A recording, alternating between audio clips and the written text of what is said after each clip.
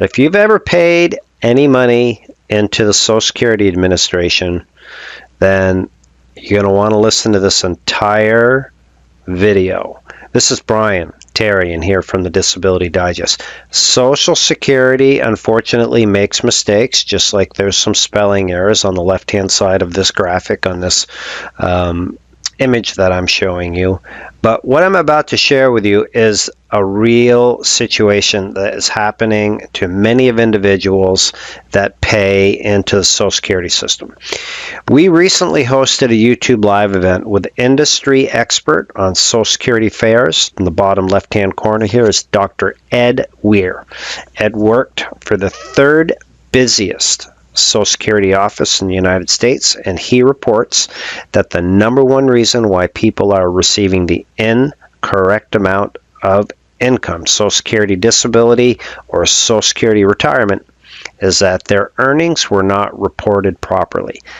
Now, you're about to listen to a real-life situation where this happened to an individual, and it could have been potentially tragic if this individual had not checked their earnings record on an annual basis. So you'll hear the story in a moment, and my final message on this is please make a habit to set a few minutes aside every year to make sure that the amount of money that you made is properly recorded in your Social Security earnings record. Hope you find this helpful. Share it with somebody that you may know that pays into the Social Security system, which is probably everybody, and then join us in the comments if you've got something to add. Make it a great day. Thanks.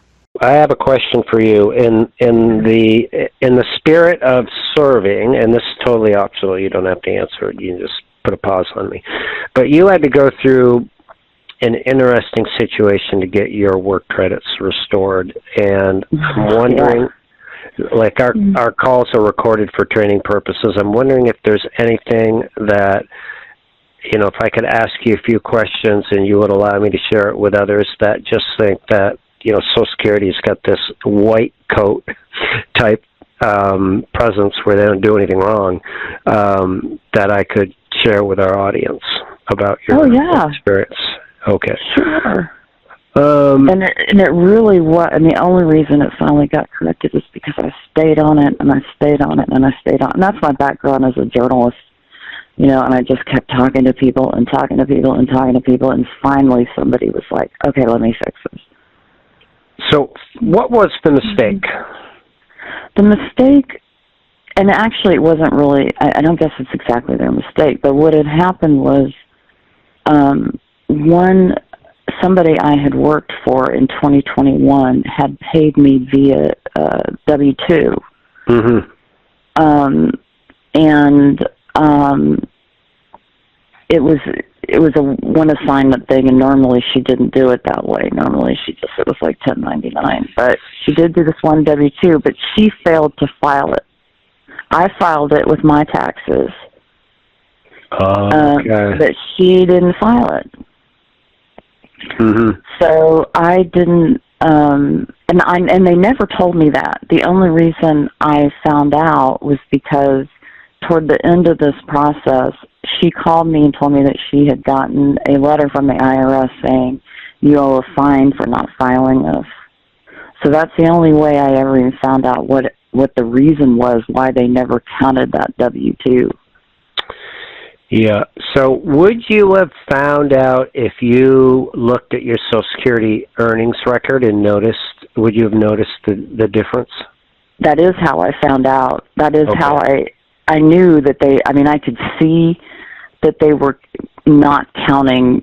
It was like $3,030 from a W-2, and I could see, why is that not being counted? Mm-hmm. So I knew that it must be that wasn't counted for some reason. And I first called, oh, sorry, right, I'm getting some spinning. Take your time. Okay, I'm sorry. I first called in to alert them to it and ask for the correction in January. Mm-hmm. And then I brought the the W-2 that they didn't count, as well as the relevant pages of my tax return, down to the local office in person in February. And they told me it would take, maybe 3 months to fix. And then I just kept calling, and nothing was happening on it.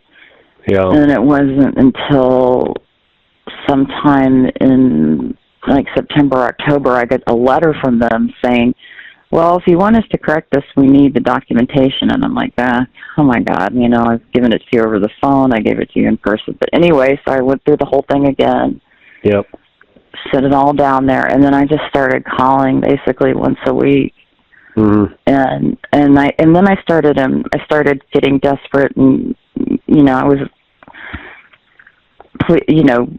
sweetly trying to ingratiate myself with the various people who answered the phone at the local office, saying, I need to apply for disability, and if I don't get this corrected, I'm not going to be able to do it. Is there any way we can mark it urgent? Can we mark it urgent?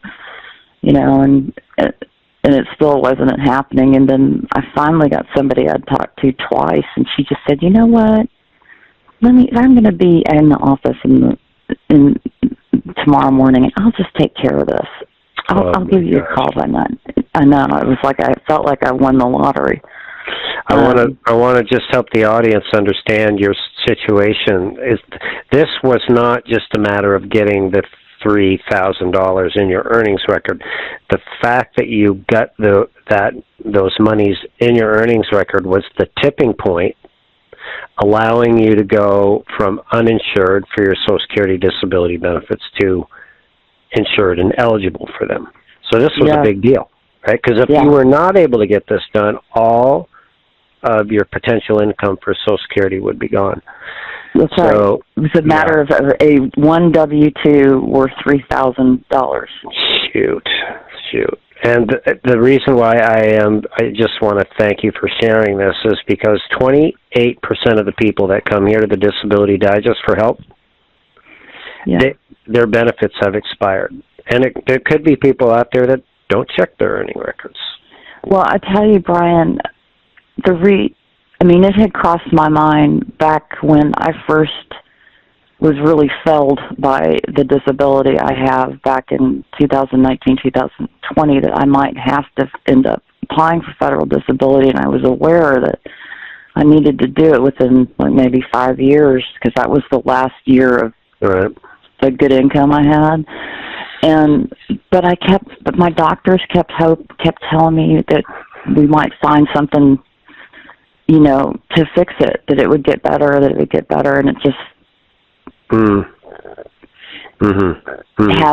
we have not been able to get it to the point where I can work. Yeah. And it was because I kept hoping, Yeah. Well, hope is important. It certainly is. It certainly is. So I thank you for sharing that nugget of information. I think the important thing to tell people is to stay on it. Yeah. You have to be polite and persistent, which sounds exactly what you did, and you found somebody who had some empathy for you. Yes. Helps to remember names. Write down the name. Always ask for the name from whoever you're speaking with. They don't give out their full names, but they give out our first name or the and the last name, and so that you can say, hi, I called a couple of weeks ago and I spoke with Sharon, and Sharon told me blah blah blah. Is there any way? What can you tell me what's going on now? Is there anything else I need to do? Do you need anyone from? What can Beautiful. That's exactly what I coach people to do. Exactly. Well done. Well done. So, listen, I won't hold you. I know that you were a little spinny when we started the conversation. I want to be respectful of that. So, I thank you for sharing this. I thank you for placing your trust in us to help you get approved. We look forward to celebrating with you. Oh, thank you. And I'm grateful to you. Yes. All right. Let us know if we can help. All right? Okay. Bye. You bet. Be well. Bye. Bye.